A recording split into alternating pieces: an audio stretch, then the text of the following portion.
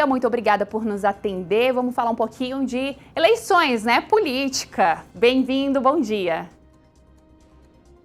Bom dia, Marília. Bom dia a todo mundo que nos acompanha. É sempre um prazer estar aqui no Acorda Metrópole. Claro. Magno, eu já começo perguntando para você, porque a gente está vendo uma certa exposição da figura Jair Bolsonaro. Essa aí é a segunda imagem que a gente vê que Carlos Bolsonaro faz publicada de Jair Bolsonaro. A primeira foi uma crise de soluços, essa outra imagem que a gente também acompanhou foi logo após a facada. Qual é o intuito dessa exploração dessa imagem do ex-presidente? A gente lembra que ele está em prisão na Superintendência da Polícia Federal. Ele começou com prisão preventiva no dia 22 de novembro, passou a cumprir a pena de 27 anos e 3 meses a partir do dia 25 de novembro e agora ele não tem contato, né, com o mundo fora. O que explica essa exposição da imagem de Jair Bolsonaro em um momento fragilizado, né? São imagens dele em momentos fragilizados.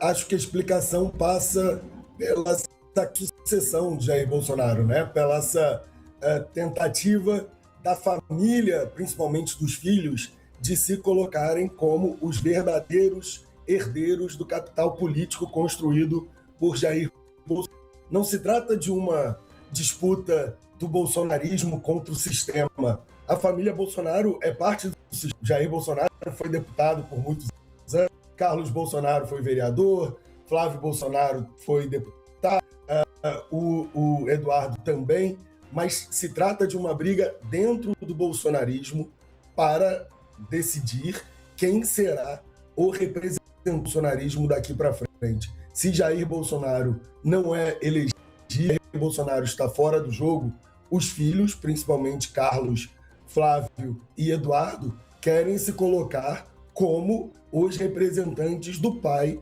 nas urnas e no debate público daqui para frente. Não é coincidência que Carlos, com muita frequência, ataca políticos como Nicolas Ferreira, por exemplo, atacou Tarcísio de Freitas, atacou a própria madrasta Michele Bolsonaro, porque desejam ser vistos como os únicos capazes de suceder o seu pai neste momento que Jair Bolsonaro se encontra fora. E a exposição da fragilidade me parece uma tentativa de demonstrar proximidade com Jair Bolsonaro, acesso a Jair Bolsonaro, quem realmente está próximo de Jair Bolsonaro. Olha aqui, quando ele está fragilizado, dormindo com soluços, quem está do lado dele? Nós. Quando ele estava no hospital, quem estava do lado dele? Nós, ao contrário desses outros aí que querem posar como herdeiros de Jair Bolsonaro, mas nos momentos difíceis não estavam com eles. Então acho que a explicação passa por aí, por essa batalha para decidir entre os bolsonaristas e para mostrar para o público quem é o verdadeiro sucessor de Jair Bolsonaro. Magno, uma dúvida. A gente vê essa figura de Jair Bolsonaro exposta, né, como eu disse, de maneira mais frágil, né, em momentos em que ele necessita ali de cuidado, só que Jair Bolsonaro ele sempre foi visto muito combativo, né, um homem muito à frente, ele sempre tendo respostas para todas as perguntas que eram feitas. O que pode simbolizar, de fato, essa exposição de Jair Bolsonaro neste momento? De fato, a família aceitou que ele está fora do jogo político, que não existe mais Jair Bolsonaro, porque ele está inelegível até pelo menos ali, salvo engano, até 2060, né, por conta de diversos processos em que ele responde. Então, a família já aceitou que, de fato, ele, como cabo eleitoral, em maneira eleitoral, Jair Bolsonaro nas urnas não existe mais? Esse é um ponto importantíssimo, Marília, que você traz. Essa contradição entre o capitão Jair Bolsonaro, que fazia flexões, que usa essa virilidade durante a sua carreira política, essa coisa do macho, e que agora é exposto como alguém frágil, incapaz de ficar preso porque ele tem uma saúde debilitada, porque o sistema tentou... Eu não acho que essa seja uma estratégia muito racional. Eu acho que a gente está vendo uma tentativa da família de tentar encontrar formas de sensibilizar o público e sensibilizar a política com as armas que eles têm. Então, acho que essa contradição está presente ali. Acho que a fragilidade de Jair Bolsonaro exposta para alguns dos seus apoiadores é uma questão complicada, mas também é complicado você ter esse líder que construiu a sua carreira sendo muito duro contra os bandidos, contra quem estava na prisão, ser ele mesmo o prisioneiro dessa vez, ser ele mesmo a pessoa que está na cadeia. É uma família que construiu a sua carreira política com um discurso anti-direitos humanos e agora está apelando para a sensibilidade da sociedade para os direitos humanos de um condenado da justiça que se encontra preso e que agora necessitaria dessa solidariedade da sociedade.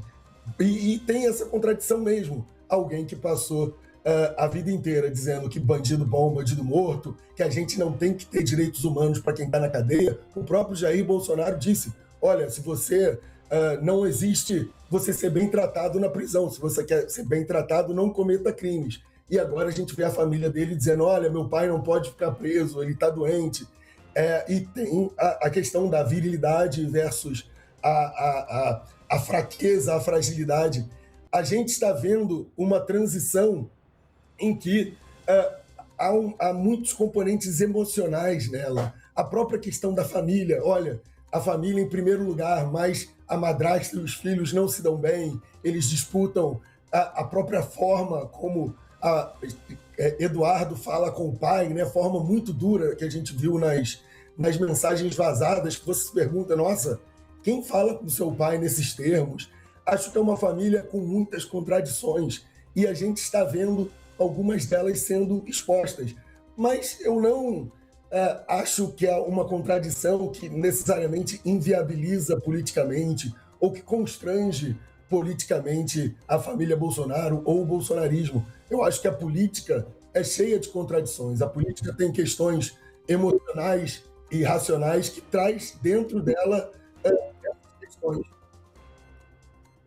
Sobre essas divisões, né, que a gente vê na própria família, esses rachas que a gente viu ele um pouco mais exposto, quando a gente falou lá do Ceará, quando tivemos aí Ciro Gomes no meio dessas discussões, mas a gente vê essa família também se distribuindo aí, tentando se encaixar para o pleito de 2026. Carlos Bolsonaro, por exemplo, ele acabou deixando, né, o seu cargo de vereador para poder se dedicar às eleições por Santa Catarina. E ali a gente também vê uma certa divisão dentro do estado, né? Já que temos Caroline de Toni, que também tenta e pleiteia uma vaga dentro do Senado Federal, ele que sai do Rio de Janeiro e vai para Santa Catarina. Toda essa movimentação que está sendo feita por Carlos Bolsonaro, ele ali, da família ali, entre ele, Flávio e Eduardo, assim, o que a gente pode chamar é o menos estratégico politicamente, porque ele tardou um pouco mais, né, a entrar nesse mundo político.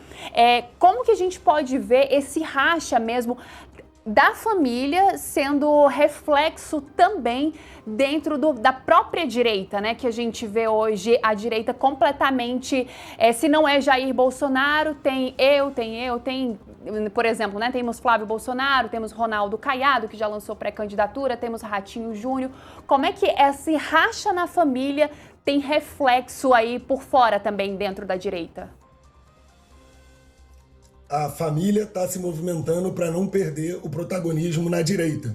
O pai, Jair Bolsonaro, claramente agregava todos os campos do centro para a direita. Era essa figura agregadora. Saindo Jair, há muitos outros players querendo entrar. 4 possíveis pré-candidatos, 4 governadores que são possíveis pré-candidatos. Há uma disputa interna e a família tenta se colocar como a única representante. Flávio disputa com Michele o cargo de porta-voz de Jair Bolsonaro enquanto está na cadeia. É ele que quer construir os palcos regionais para o PL, não é Michele. Michele foi ao Ceará tentar construir um palanque e Flávio foi lá dizendo, não. Eu aqui represento Jair Bolsonaro. Carlos Bolsonaro vai para Santa Catarina, cria um clima horrível na direita, porque lá já tinha os seus candidatos, Caroline de Toni, por exemplo, vai deixar o PL, mas ele tem o sobrenome. Ele chega lá e diz, sinto muito que você desejaria ser candidato ao Senado, mas eu é que vou ser o candidato por aqui, você é que encontre vaga em outro partido. A família tem essa característica de bastante tempo, eles têm dificuldades de manter relacionamentos por muito tempo, porque são desconfiados e desejam manter o protagonismo. A gente vai ver daqui para frente essas batalhas se multiplicando, porque com a ausência de Jair Bolsonaro das urnas, nós teremos muitos herdeiros políticos do bolsonarismo que não necessariamente são da família Bolsonaro. E os filhos, por óbvio, desejam ser os únicos e legítimos herdeiros de seu pai.